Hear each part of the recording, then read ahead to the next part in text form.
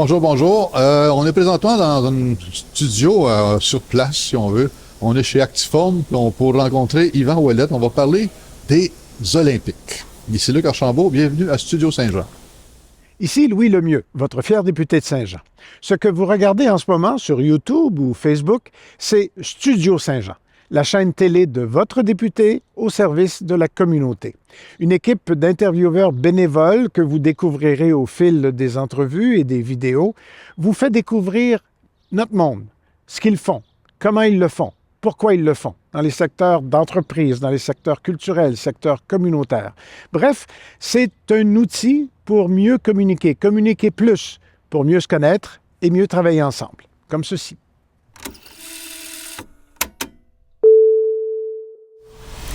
Bonjour Yvan. Bonjour.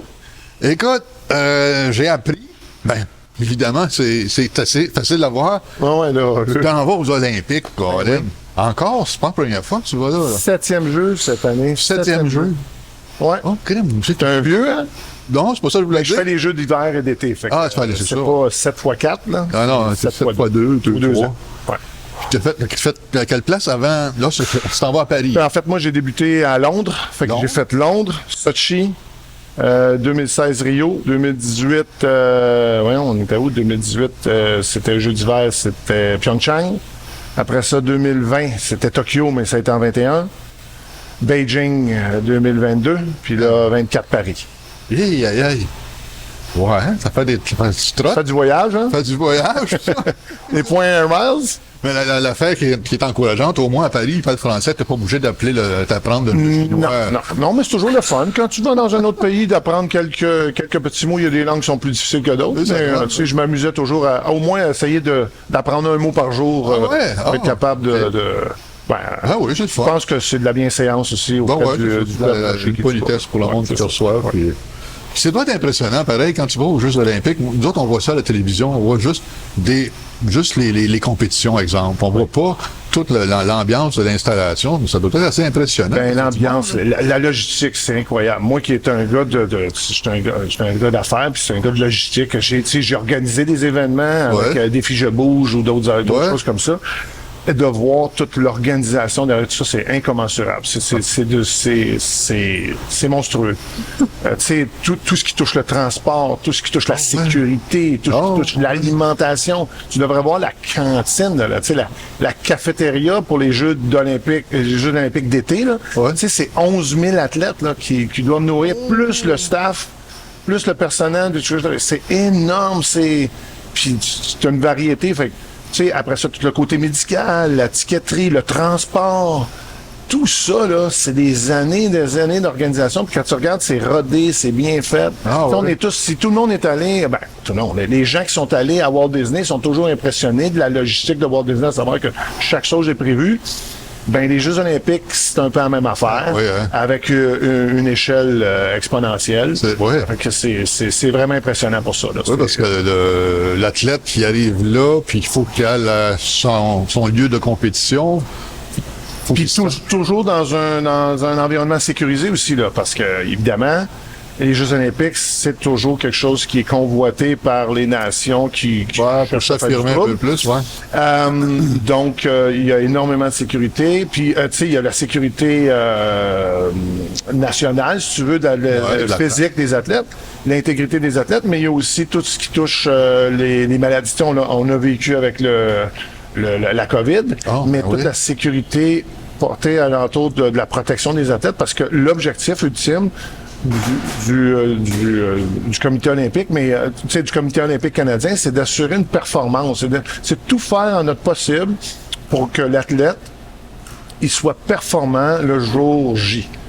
Dans certains cas, c'est une journée, dans d'autres cas, c'est un tournoi, mais l'objectif, c'est de faire en sorte que ces gens-là, il n'y ait aucune préoccupation, qu'il y ait une chose à se préoccuper, c'est leur performance. Donc, tout ce qui pourrait être un irritant ou quelque chose qui pourrait les empêcher de bien performer, ben, on va essayer de l'éliminer. Et on va essayer de favoriser ça. Puis, dans ce qui est important pour performer pour un athlète, ben, évidemment, il y a son entraînement, dont moi je fais partie, parce que c'est ce qu'on fait, nous. Notre mandat à nous, c'est d'offrir des installations sportives, d'entraînement, et de récupération, régénération pour les athlètes. Mais après ça, il y a tout le côté nutrition, il y a le côté médical, il y a le côté transport, encore une chose, il y a toutes des choses que l'équipe canadienne offre en surplus de ce que le Comité international olympique offre.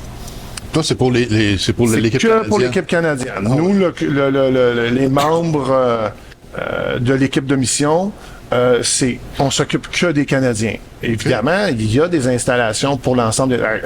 Exemple, là, au niveau de la salle d'entraînement, il y a une méga salle d'entraînement qui est là pour les athlètes de toutes les nations. Ouais. Mais nous, on fait toujours une petite salle à part que pour les athlètes canadiens pour leur permettre d'être isolés, de ne pas être encombrés, d'avoir une liberté de mouvement, une liberté d'action aussi. Il y a de l'espionnage un peu dans ce domaine-là aussi. Fait que d'être capable de faire des choses plus privément et aussi de le faire au moment où ils veulent le faire. Dans un cadre sécuritaire, puis fait que c'est un peu ça. Fait que ça, c'est que pour la préparation physique. Et comme je disais, il y a tout ce qui touche la récupération, régénération. Fait qu'on offre des bains d'eau glacée, toutes sortes de protocoles pour accompagner les athlètes dans la récupération pour qu'ils soient en mesure de performer à leur plus haut niveau le lendemain. Fait que ça inclut les massothérapeutes, les physiothérapeutes, toutes les EUT, toute l'équipe médicale. Pour faire en sorte que les athlètes soient bien encadrés à ce niveau-là. C'est toute une organisation. Oui, c'est assez impressionnant. Puis c'est beau de voir aussi la qualité des humains qui sont là pour, je te disais hors d'onde tantôt, les athlètes, c'est impressionnant, mais l'équipe qui supporte tout ça, c'est du monde qui sont hyper compétents dans leur domaine. C'est plus visible au niveau médical, là, tu sais. Ouais. Les médecins, les thérapeutes, les gens qui sont là, c'est des gens qui sont choisis à la pièce pour être sûr qu'il y a une compétence, il y a une expertise, il y a un savoir-faire, un savoir-être. Et d'accompagner les athlètes au meilleur de leur connaissance. Fait que c'est assez impressionnant de voir la qualité du personnel qui est là. Oui, ça doit être assez impressionnant, effectivement. Ouais. Toi, tu fréquentes-tu les athlètes ou tu les croises, j'imagine? On les croise. Le secret dans les jeux pour un mandat comme le mien et l'autre, c'est aussi d'être le plus discret possible. L'attention, c'est pas moi, là. Non. Moi, je suis là pour supporter. Fait que toi, tu as performé. Si tu as à me parler parce qu'à me demander quelque chose, je vais être là, je vais répondre. Sinon, je suis pas là pour te gosser, là. Fait que on n'est pas des groupies, on n'est pas des... Si tu l'es, ben tu feras pas les prochains jeux. Tu feras pas les prochains jeux parce que l'attitude qu'on a par rapport à tout ça est importante. C'est quelque chose que le COC protège. Ouais. En tout cas, qui protège, disons, d'une certaine façon, pour s'assurer que le centre d'attention est mis sur les athlètes et non pas sur l'équipe de mission. Nous, on est là pour supporter. Fait qu'il faut pas jouer à... Je les vois, là, les grands athlètes, ils passent. Mais tu sais, il faut pas que, parce qu'André Douglas passe devant toi, que tu te mettes à fondre, puis je veux-tu un autographe, peux-tu prendre une photo? On joue pas cette game-là. Tu rentres pas là-dedans, parce que ils veulent pas être achalés, ils veulent se concentrer sur leur performance, puis moins tu les déranges là-dedans, t'es là pour les accompagner. C'est ça. Fait que eux autres, leur job, c'est de performer pour le temps qu'ils sont là. Exactement. Fait que on n'est pas là pour... c'est ça, faire les groupies, là, les paparazzis. Les paparazzis, ouais. On en a vu à travers les années, mais comme je te dis, quand les gens ont cette attitude-là de l'équipe de mission, ben ils reviennent pas les années d'après. Parce que c'est pas ça l'esprit des jeux. Non. L'esprit du COC, c'est vraiment, je reviens, là, on est là pour favoriser la performance, fait qu'on va tout faire ce qui est possible, et humainement, et physiquement, et monétairement possible. Il y a des choses à un moment donné, ça dépasse l'entendement parce qu'il y a des coûts associés, mais de façon générale, c'est l'objectif, c'est de s'assurer que... Tu sais, je donne toujours comme exemple un athlète qui est au village olympique, qui est en train, là, sa mère appelle, puis elle est pognée à l'aéroport parce qu'elle a perdu ses valises, puis il s'est passé de telle affaire. Puis là, lui, il est tout désemparé parce que... Non. Concentre-toi. On va s'occuper de ta mère. Il va y avoir quelqu'un qui va s'occuper de la problématique, quoi que ce soit, pour faire en sorte que l'athlète est concentré sur sa performance. Il n'est pas préoccupé. On s'en occupe, je reviens, etc. C'est Joanie Rochette, il y a quelques années, là, sa mère était décédée. Fait que c'était sa mère ou son père, peu importe. Sa mère.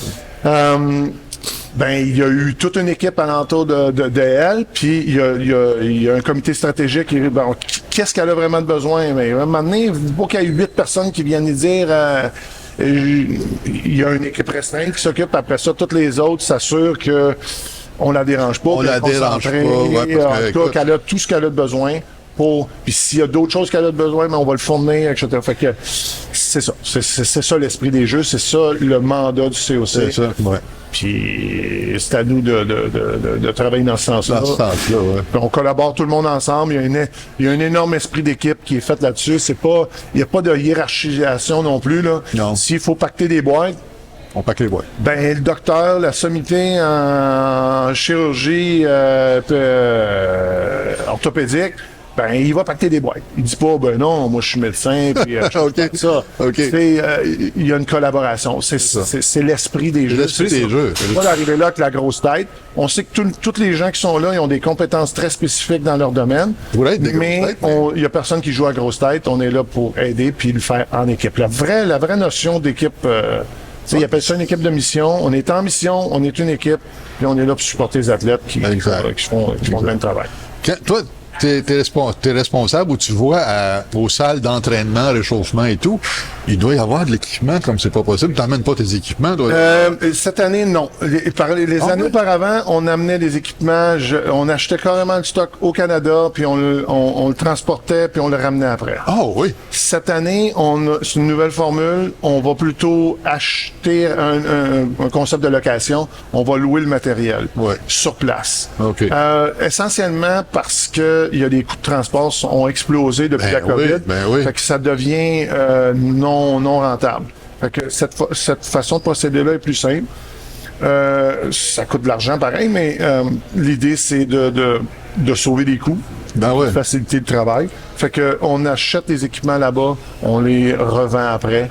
Et puis c'est ça dans certains cas. Tu sais, même au village olympique, on a besoin de tout est monnayé là. Ah ouais. Faut pas penser que tout est monnayé. Ouais, t'as besoin d'une imprimante, t'as besoin de ça, t'as besoin d'une table, une chaise, etc. Même dans les chambres des athlètes, tout est monnayable aussi là. Ah ouais. La chambre est de base, mais si tu veux une armoire de plus, c'est ça, il y a des coûts associés à ça. Il y a qui est payé au comité organisateur. Ouais. Mais tu sais, il y a bien du monde qui se met de l'argent dans les poches. Ah, ça, j'imagine, c'est une place pour ça. C'est un événement X qui coûte énormément cher, fait que c'est clair que c'est de la business. Là, c'est ça. Mais là, il faut que tu saches quelle sorte d'équipement louer et tout. Mais mais là, tu sais, essentiellement, là, un athlète, là, il fait la même affaire que toi puis moi, là. C'est sensiblement le même genre d'environnement, là. OK. C'est des cages, c'est des poids libres, c'est des bumper plates, des plaques olympiques, des barres olympiques, des kettlebells. C'est le même genre d'équipement. Il n'y a pas de différence. Un athlète s'entraîne de la même façon que toi. Il va le faire avec des charges qui vont être différentes. Il va le faire avec une fréquence, une intensité, un volume qui va être différent du tien et du mien. Mais il fait pas des choses hyper bien différentes. C'est la même affaire. Là. C'est la même chose. Il faut pas penser qu'un athlète, il s'entraîne tant que ça différent. C'est son volume d'entraînement, c'est l'intensité qu'il met, puis la fréquence. Là, on est ailleurs. On est ailleurs, effectivement. C'est quand les Jeux olympiques? Officiellement, c'est du 26 juillet 11 août. 26 juillet, 11 août. 26 juillet ou 11 août. Moi, je quitte préalablement à ça, je prends des petites vacances avec ma conjointe avant les Jeux. Là. Ouais. Mais sinon, moi, je suis on duty là, en travail à partir du 14 juillet, la journée nationale des Français. Ben oui, la Bastille. Fait que le 14 juillet, moi, je commence à monter puis à installer tout ça parce qu'il y a énormément d'installations à faire. Et tout ça en vue de la préparation parce que les athlètes, la première équipe arrive, je pense, le 18 ou le 19 juillet, relativement tôt. C'est vite. Mais après ça, ça arrive un petit peu plus tard parce qu'il y a une acclimatation aussi là, à la température ou le changement horaire. Fait que les athlètes arrivent avant, mais les Jeux officiellement, là, la cérémonie d'ouverture, c'est le 26 juillet. Il y a quelques compétitions qui se font une journée ou deux avant. Là. Tous les concepts des tournois, là, basket, des choses comme ça, soccer, des fois ça commence une journée ou deux avant, mais c'est juste parce qu'il faut que ça rentre dans l'horaire des... Ça rentre dans l'horaire, c'est ça, effectivement. Ouais. Wow, t'as-tu hâte? J'ai bien hâte. C'est toujours des grosses semaines, c'est beaucoup de travail. Pas touriste, moi, là, je m'en vais pas là en touriste. On travaille énormément fort, surtout avant les jeux. Pendant les jeux, c'est une période un petit peu plus tranquille pour moi. Ah ouais, OK. Précisément. Moi, je suis là, je deviens comme un troubleshooter, je deviens une personne en surnuméraire, si on veut, pour régler des problèmes, régler des situations qui peuvent arriver en cours de route. Surtout, j'ai intervenir pour m'assurer que la salle est fonctionnelle, mais le gros de ma job est fait au niveau de la préparation physique. Wow. Pendant les jeux, je suis plus là pour régler toutes sortes d'autres petits problèmes. Je deviens un homme à tout faire, j'apporte mes outils de par ma nature. Je règle toutes sortes de problématiques à gauche pas à droite. Puis après ça, ben c'est sûr qu'à la fin des jeux, ben là, ça repart, c'est la folie totale pour tout réemballer tout ça, puis ramener tout ça, puis s'assurer que là, tout le monde... Tant qu'ils éteignent le flambeau, t'as pas fini. Non, moi, je suis dans le jus. Moi, je suis pas à cérémonie. Je suis pas à cérémonie. Non, sûrement pas. Non. Hey. Mais écoute, Yvan, on va te souhaiter des super de beaux jeux. Merci. Même si tu le vois pas, ben tu vois les coulisses du jeu, toi. Les télés sont là. On a le privilège d'aller voir quelques compétitions aussi. Ah, quand même. Fait que, pas des tonnes, là, mais en fait, la fois où j'ai eu le privilège de voir plus de compétitions, c'est il y a 2 ans à Beijing, parce que là, il n'y avait pas de public, il n'y avait pas personne, fait que il avait ouvert les vannes un peu plus pour toutes les équipes de mission pour qu'on aille voir, assister aux compétitions. Mais normalement, c'est contingenté, là, il y a des billets, puis ça coûte cher. C'est très limité, c'est pas une genre à bonbons où on dit je vais voir toutes les compétitions. Non, c'est pas accessible, mais on en voit quand même quelques-unes. Sinon, ben les télés sont ouvertes partout. Les télés sont ouvertes. C'est live pour tout le monde. On va sûrement voir ça ici aussi. Les Jeux olympiques, je pense c'est un beau temps de prendre des vacances pour s'installer et regarder ça. Faire l'amateur sportif. Absolument. Il y a tellement de belles histoires. Puis le Canada, c'est aussi va mettre beaucoup ça en valeur. Ça fait partie du message un peu qui est lancé cette année, de dire aux jeunes, c'est pas parce que c'est un athlète que tout est beau, c'est une ligne droite, puis ça a bien été, puis toi, t'as tout dans la vie. Non. Il y a des athlètes là, qui passent à travers toutes sortes de pommes, dans leur carrière sportive, et des doutes, et c'est pas psychologique, ça peut être physique, ça peut être toutes sortes de choses. Puis de dire, c'est par la persévérance, puis que c'est accessible, si tu veux, si tu mets les efforts, si tu mets l'énergie, un minimum de talent aussi, puis quelques habiletés athlétiques. Ça doit. On s'entend, là, les athlètes, c'est des athlètes, là. Tu vois, quand tu vas là, moi, là, tu vois, je mesure 6'2", juste une anecdote de même, mais normalement, je me promène dans le public, là, bien grand, là.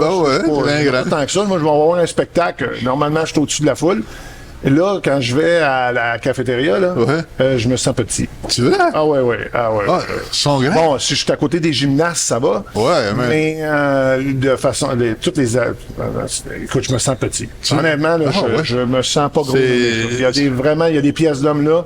Il y a des femmes qui sont grandes, puis sont longues sur pattes. C'est impressionnant. C'est un concentré des meilleurs athlètes du monde. Le village, comme je l'ai dit tantôt, c'est... Ultimement, il va graviter à l'entour de ça. 11 000 athlètes. Ils sont pas tous là en même temps, mais quand même. Au monde. Le Canada va avoir 350 athlètes là-dedans. Puis 11 000 au total. 11 000 au total. C'est une petite ville, un petit village. C'est un village olympique, c'est pas pour rien. C'est pas pour rien. Il y a tout là-dedans. Tout autosuffisant. Autosuffisant, effectivement. Écoute, merveilleux. Je te souhaite de merveilleux Jeux olympiques. Les vacances avant aussi. Prendre le beat de tout ça, tranquillement, si on veut. Puis peut-être qu'on va se revoir après pour en reparler, parce que voir l'expérience, comment ça s'est déroulé. Des anecdotes. Ah oui, ramassant qui existent. Merci, Yvan. Merci beaucoup. Merci à toi. Au plaisir. Merci. Bye. Bye. Merci tout le monde de nous suivre. Bon, c'est terminé pour l'instant. Il va peut-être y avoir une suite. On ne sait pas, là, on vient de prendre une petite, comment je pourrais dire, un petit engagement sur le côté. On verra bien, avec le temps. Mais d'ici la prochaine émission, on peut juste vous dire, regardez les Olympiques. Yvan va être là. Je suis à côté de la caméra. Merci, bye bye.